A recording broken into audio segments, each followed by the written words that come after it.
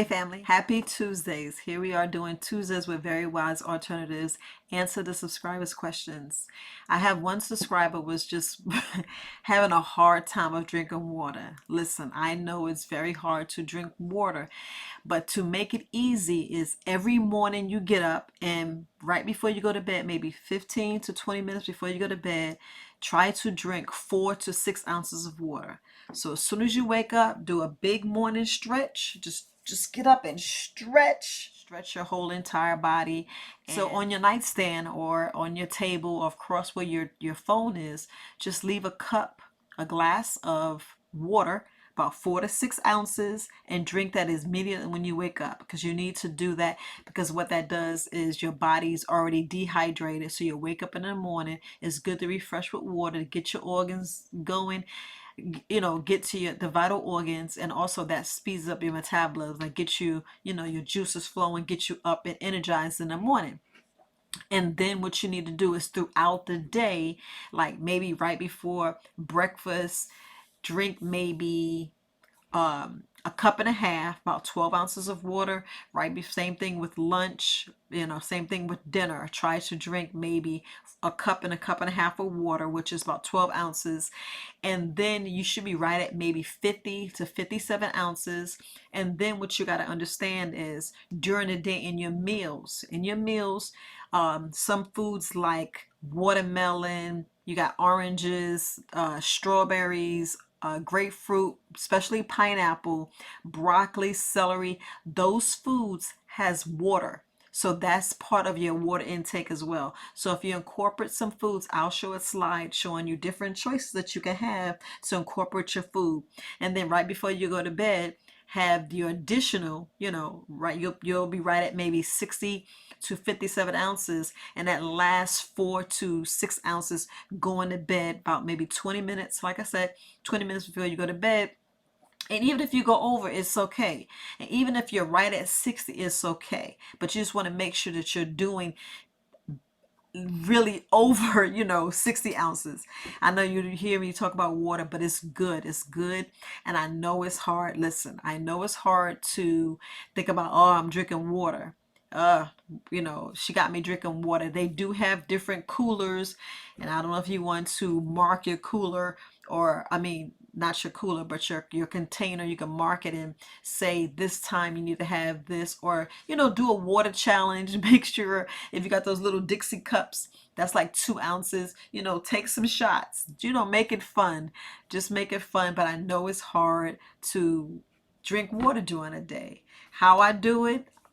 Easy. I love drinking water, so I have me a like the shaker bottle. That's like 24 ounces. I'll make sure I have two. I'll do two. I'll have my 6 ounces in the morning, 6 ounces before I go to bed, and I drink two shaker bottles. I make sure I just sip on that throughout the day. That's exactly what I do. And I love eating celery. I love eating, different fruits that has, and the vegetables, especially broccoli, do that raw. And just incorporate throughout the day. You have zucchini, you have so many different fruits and vegetables that help substitute for you stop drinking water. So that will help. So I just want to make sure that help. I hope that helps. I hope that eases up and show you just how easy it is to incorporate water. So if you do, as soon as you wake up in the morning, right before breakfast, lunch, dinner, and a snack, I did say snack, if you incorporate that water and right before you go to bed, that will help you knock out the 64 ounces. Yes. So the next subscriber wanted to know, how can she balance her hormonal level using essential oils?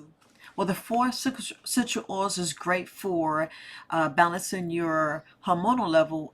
You can use holy basil, you can use clary sage, you can use thyme, and you can use lavender. So I know thyme essential oil, lavender essential oil, and holy basil essential oils, those are good for in the diffusers.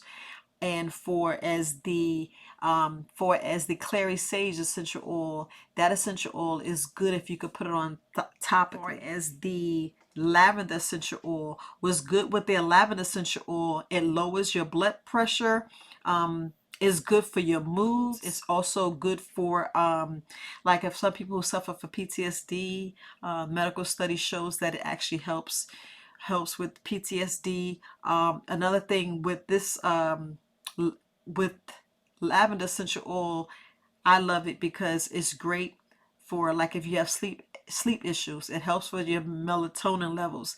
It actually helps you sleep better, and it's a good. For as the thyme essential oils, I know it has progesterol essential oils. It's good for your respiratory system. It's also good for inflammatory. Okay, so for the Clary Sage essential oil, it's good to take the essential oil. It takes 3 to 5 drops. Rub it in your hand. You can rub it on your forehead. You can rub it on your neck, which that is good. It's good for hot flashes, and it's also good for your estrogen levels. It kind of levels out your estrogen levels for women, which is great, and it also helps with PMS. Holy basil essential oil is an adaptogenic essential oil, which is excellent because look, it lowers your cortisol levels, it lowers your stress, it's great for your thyroids, it's good for, it supports your adrenal gland. So all you got to do is just, like I said before, you could just put it in your diffuser and just breathe it in. And it's just a great essential oils to balance out your hormonal level. Now, I didn't want to leave out the men. Now, the great thing about the men, they can actually use the sandywood essential oil, and all they do is take 3 to 5 drops, rub it in their hands, rub it on their forehead, rub it on their neck, and rub it between their groins. And this will help with their testosterone levels. That actually levels out their testosterone levels. So it's great for men. And so those are 4 great essential oils, and I threw one in for the guys. So just try the essential oils, use them for about like 5 to 7 days, and just listen to your body, like I always say, because your body always talks to you. I hope that helps you with your essential oils, because essential oils are wonderful. And remember, make sure you just use 3 to 5 drops, because essential oils are strong, especially that thyme.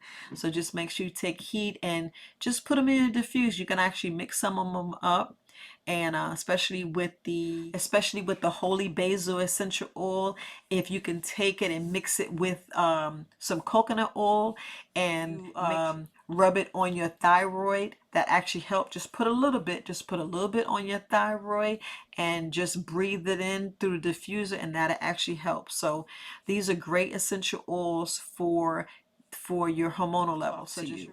So listen, I hope I answered the subscribers' questions. Happy Tuesday, Herbalist Viola. You guys subscribe, like, share my videos, and you have a great Tuesdays. Bye.